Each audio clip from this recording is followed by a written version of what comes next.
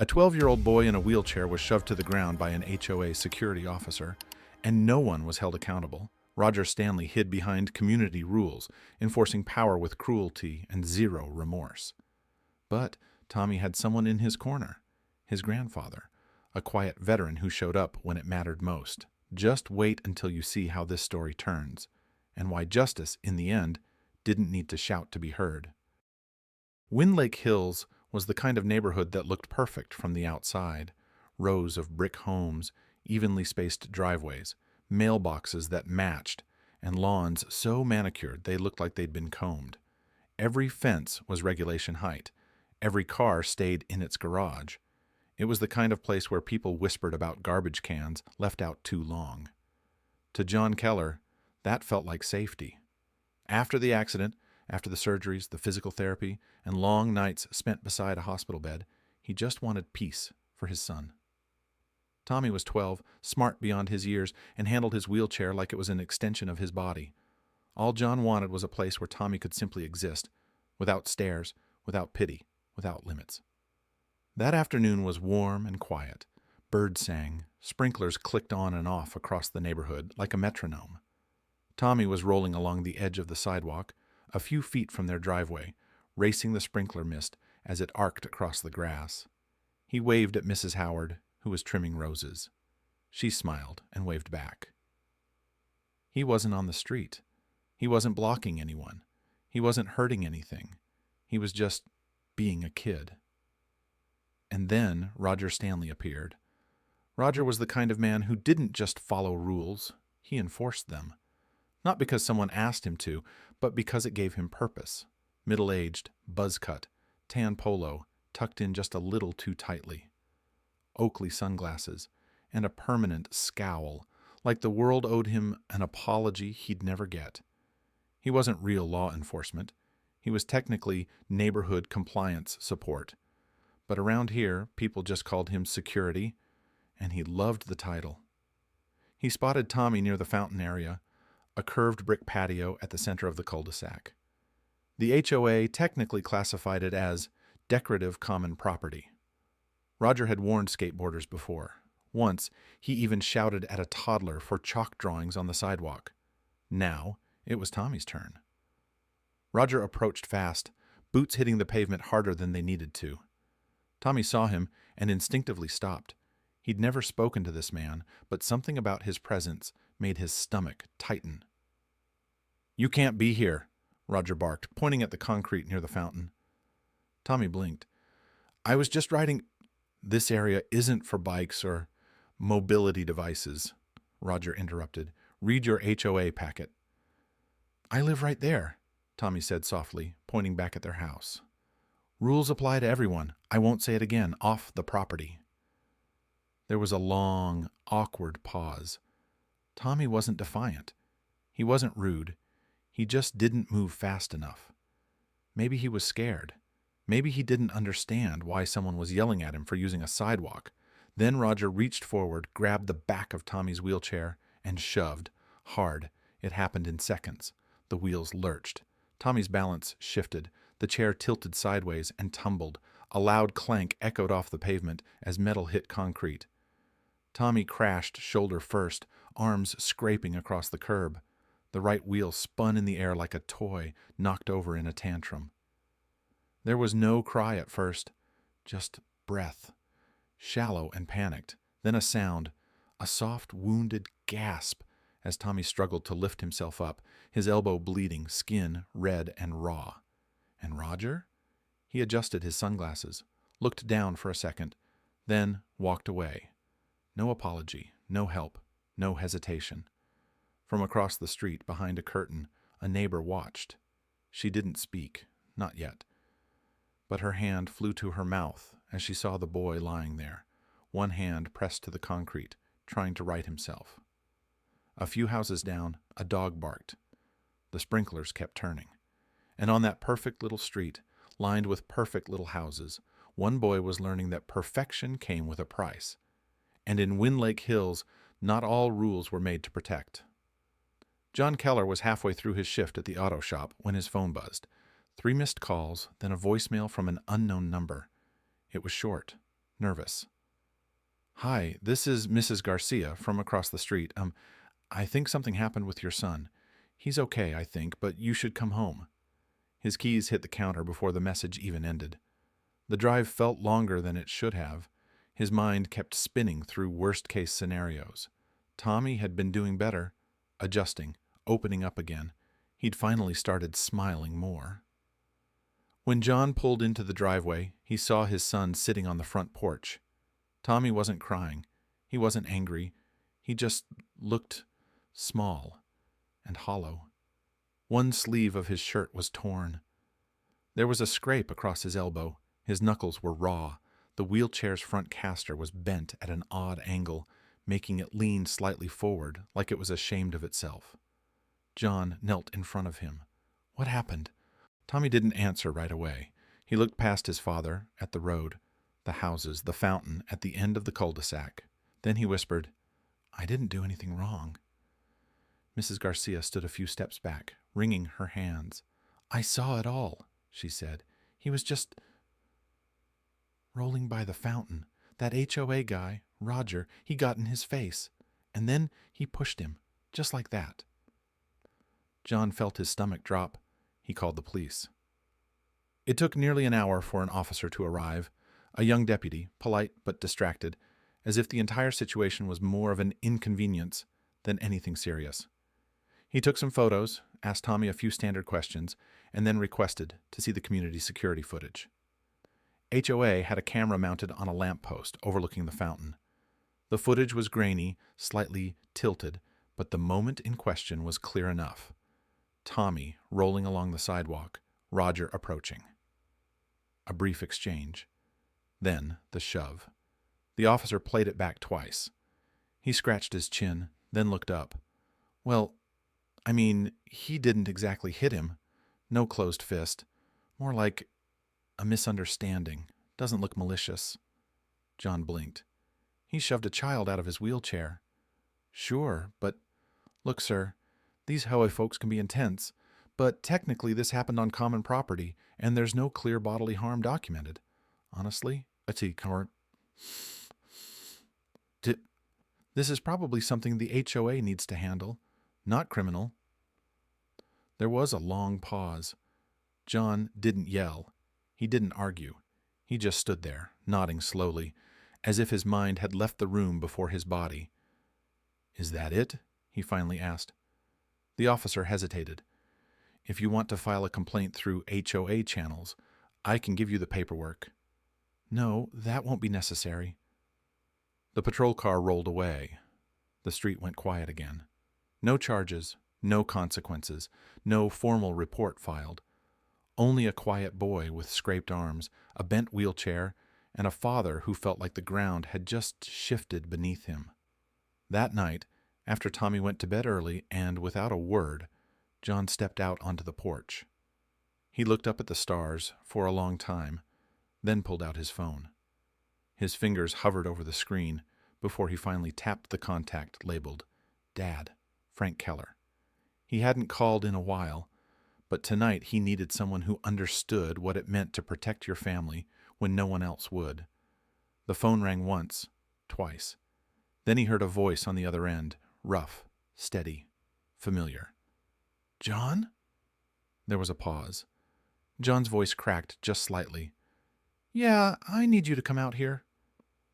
By sunrise the next morning, the silence of Wind Lake Hills was broken only by the low, steady hum of an old engine climbing the hill toward the Keller house. The vehicle didn't fit the neighborhood, a weathered, dust-covered Silverado pickup, the kind that had seen more miles than most people ever walk. It parked without hurry, tires crunching over the curb like boots on gravel. Frank Keller stepped out of the driver's seat. He didn't slam the door. He didn't need to. Tall, broad-shouldered, sun-creased skin under a faded ball cap. His denim jacket was worn thin at the cuffs, and his boots carried the red dust of West Texas. He moved slowly but deliberately, like someone who'd spent a lifetime working with cattle, storms, and men who didn't listen the first time. Frank didn't live in suburbs. He lived on land, and land teaches you two things: patience and permanence. John stepped onto the porch just as his father reached the walkway. No words at first, just a handshake, firm, steady, then a long, quiet hug that said more than either of them could put into sentences. Tommy wheeled himself outside, still sleepy-eyed, wearing the same hoodie from the day before. The boy hesitated for a moment. Then Frank dropped to one knee and opened his arms. "Come here, kiddo." Tommy wheeled forward and leaned in. It wasn't dramatic. No tears, just stillness, the kind that feels like safety. Frank placed a hand gently behind Tommy's head. "You okay?" he asked. Tommy gave a tiny shrug. "I'm not hurt, just tired." Frank nodded once. "Good. Then we've got work to do." He stood up, walked back to the truck, and lowered the tailgate with a soft click.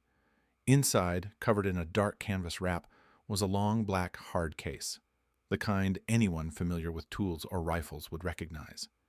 He pulled it out carefully and rested it across his forearms like it was part of him. He didn't open it. He didn't explain it. He simply turned toward the house and said, "Mind if I stay a few days?" John gave a slight nod. "You're always welcome here." Frank didn't smile. He wasn't the smiling type, but his eyes, steady and gray, like clouds before a storm, held something quiet and unshakable. He walked inside with the case in hand, but the real weight he carried was invisible. And in that moment, the dynamic in Wind Lake Hills changed. No one else knew it yet, but justice had just pulled into town. By noon the next day, something in the rhythm of Wind Lake Hills had changed. The wind still moved through the trees.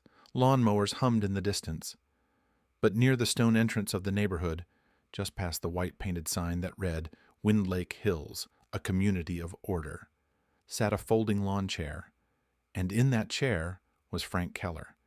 He'd positioned himself with quiet intention. Not in the way, not blocking traffic, just present. Beside him, leaning carefully against the brick wall, was a handmade wooden sign. Carved letters burned in with a steady hand read, "Veteran Watch, for the safety of all children." There was no aggression in the message, no anger, just resolve. Frank sat with a thermos of coffee in one hand, a pair of binoculars resting in his lap, and a leather-bound notebook open beside him. Every so often, he made a note, or simply looked out across the cul-de-sac. By his side, zipped, locked, and untouched, was the long black case he'd brought from the truck. He placed it on the ground, leaning it gently against his chair, not brandished, not held, simply there. Texas was an open carry state. Frank knew the laws, but this wasn't about intimidation. He wasn't here to threaten anyone. He was here to be seen. His presence, calm, lawful, and grounded, was louder than any confrontation could ever be. At first, people stared from their windows. Some crossed the street to avoid passing too close. But by the afternoon, curiosity outweighed caution. The first neighbor to approach was an older woman named Claire Henson. She walked over with a glass of lemonade and a plastic container of cookies. "You don't know me," she said, offering the container, "but I know why you're here. Thank you." Frank tipped his cap, said a quiet, "Ma'am," and accepted the offering without ceremony. An hour later, a teenager from 2 streets over brought a folding umbrella to shade him from the sun. Another man offered to run him lunch from the diner off Route 12. Word was spreading. By sunset, Frank hadn't moved more than a few inches, but his stillness said everything. One middle-aged man, tall, nervous, with a badge clipped to his belt that marked him as part of the HOA compliance team, walked past, pretending not to look. But his step faltered. He knew. And just before dusk, a quiet voice broke the silence. It came from an older man in a Wind Lake Hills golf shirt. He leaned close and knelt briefly beside Frank's chair, as if afraid to be overheard. "You're doing what we're all too afraid to," he whispered. Frank looked at him, just for a moment, then nodded once. He didn't need to say anything. The message was already sent. It wasn't about revenge. It was about principle. And as the porch lights flickered on across the neighborhood that night, a quiet understanding settled in. Someone had drawn a line, not in anger, but in honor. It took 3 days of silence. 3 days of folded arms behind closed blinds. 3 days of Frank Keller sitting calmly at the edge of Winlake Hills, as steady as a statue, while residents drove by with sidelong glances and half-raised fingers of acknowledgement. Then came the letter.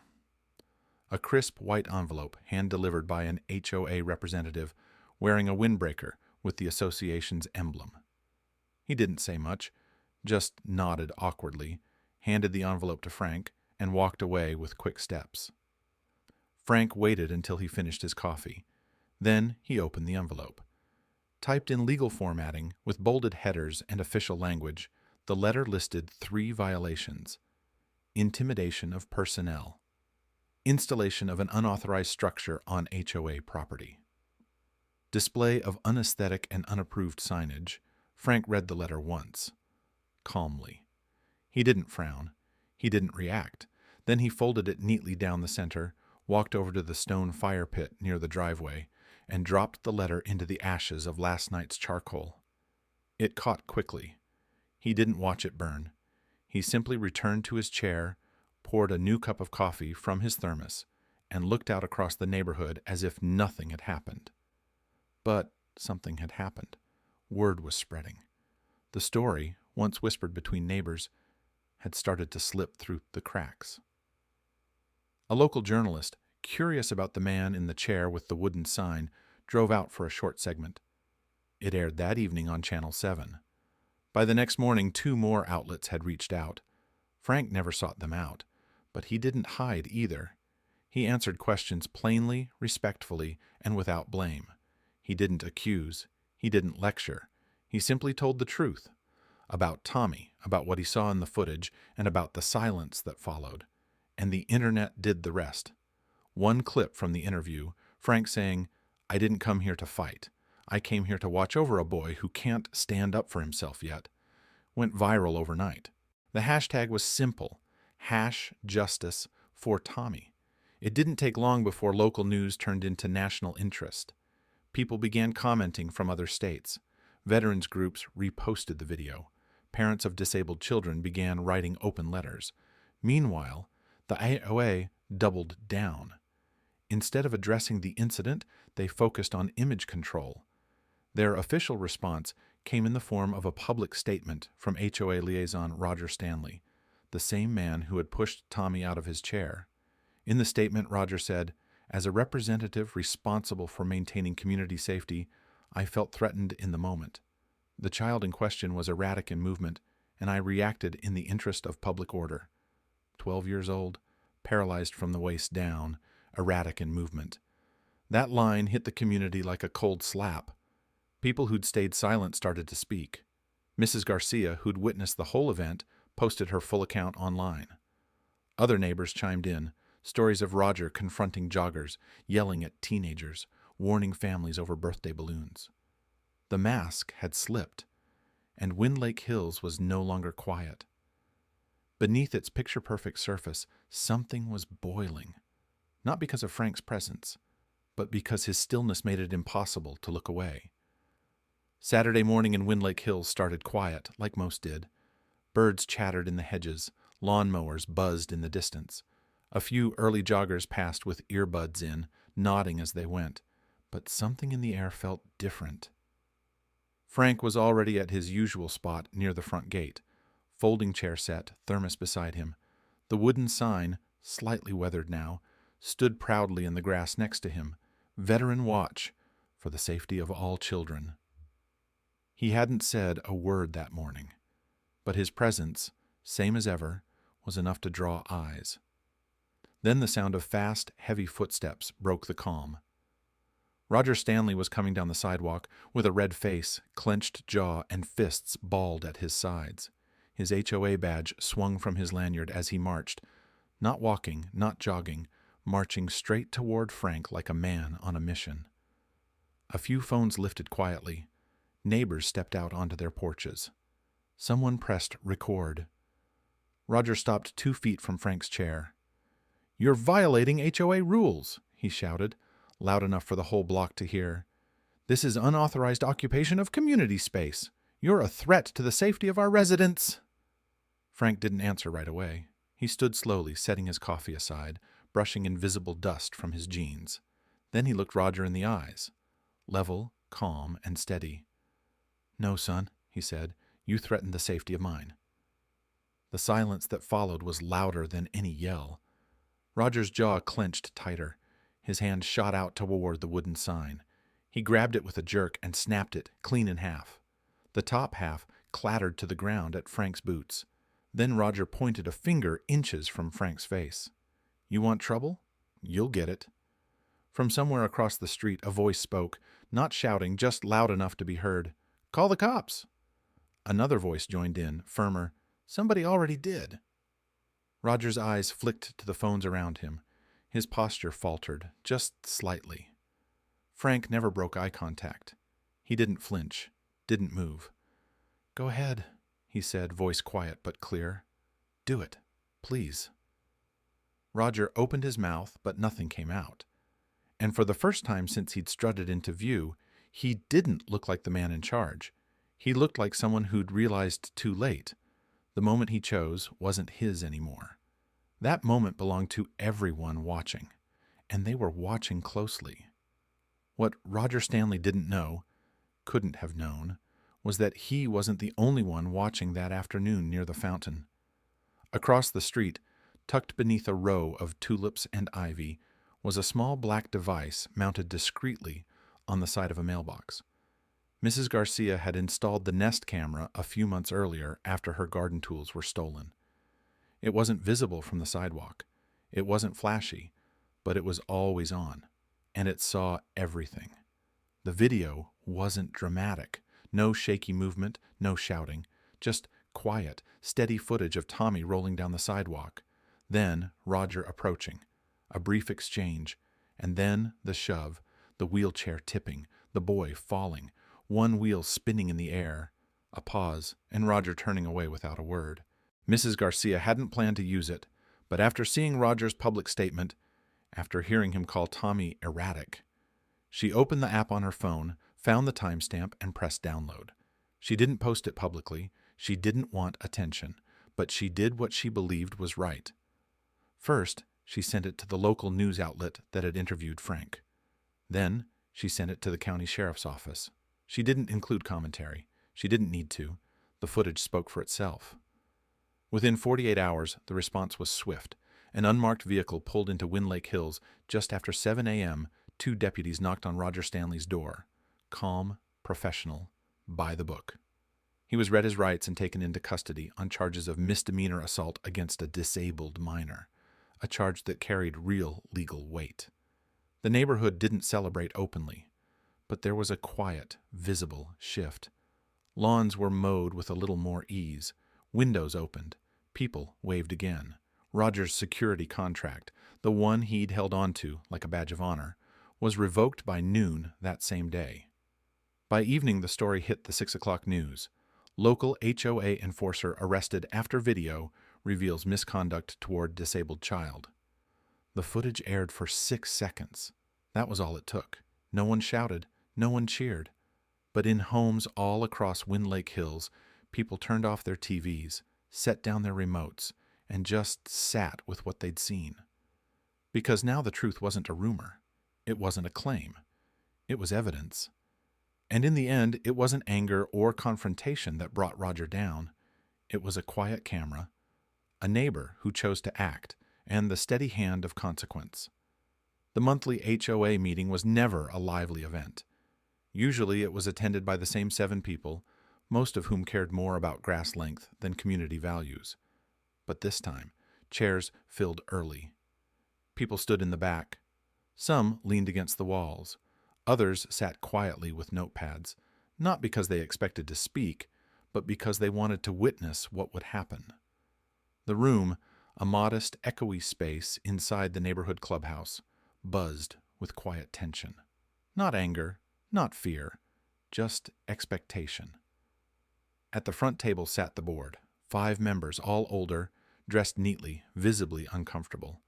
And in the center, the chairwoman, Deborah Mays. Usually polished and composed, today she looked different. Her fingers fidgeted with the string of pearls around her neck. Her eyes avoided the crowd. She cleared her throat. "Thank you all for coming," she said, her voice thinner than usual. "We have 3 motions to review. I will read them in full." A pause. Then she began. Motion 1. To formally and permanently remove Mr. Roger Stanley from all HOA duties, including but not limited to enforcement, compliance, or community engagement responsibilities. Silence. Motion 2. To amend HOA policy regarding resident engagement, including strict limits on physical interaction and a new training requirement for any future compliance personnel. A few nods in the crowd. Motion 3. To issue a written and verbal apology to the Keller family for the incident involving their son and for the association's initial handling of the matter. That last one landed with weight. Everyone in the room felt it. There was no debate, no argument, not this time. Deborah looked down at her notes, then up at the board. All in favor? One by one, hands were raised, unanimous. Even the most rigid board members, the ones who once scolded teenagers for sidewalk chalk, the ones who had stayed silent for too long, couldn't look away anymore. Not after the video, not after the interviews, not after seeing neighbors rally behind a boy who just wanted to ride down his own street without fear. When the votes were tallied, Deborah took a breath. She stood up slowly, folded her paper, and looked out at the room. "To the Keller family," she said, scanning until she saw John, seated near the back with Tommy beside him. "We apologize. Sincerely, we failed you. This board failed you, but we intend to be better." The room didn't erupt. It didn't need to. It was quiet, respectful, but something inside it shifted. The kind of shift that doesn't happen because of rules, but because people finally choose to see each other again. Frank Keller sat a few rows back. He didn't smile, he didn't stand, but his presence, as always, grounded the space. He'd never come to start a fight. He came so the truth would be seen, and now it had been. A few quiet weeks had passed. The headlines faded. Apologies were delivered. The HOA went silent, not from fear, but reflection. And one Saturday morning, under clear blue skies, Tommy Keller rolled down the same sidewalk where everything had changed. But this time, he wasn't in the old, scratched-up chair.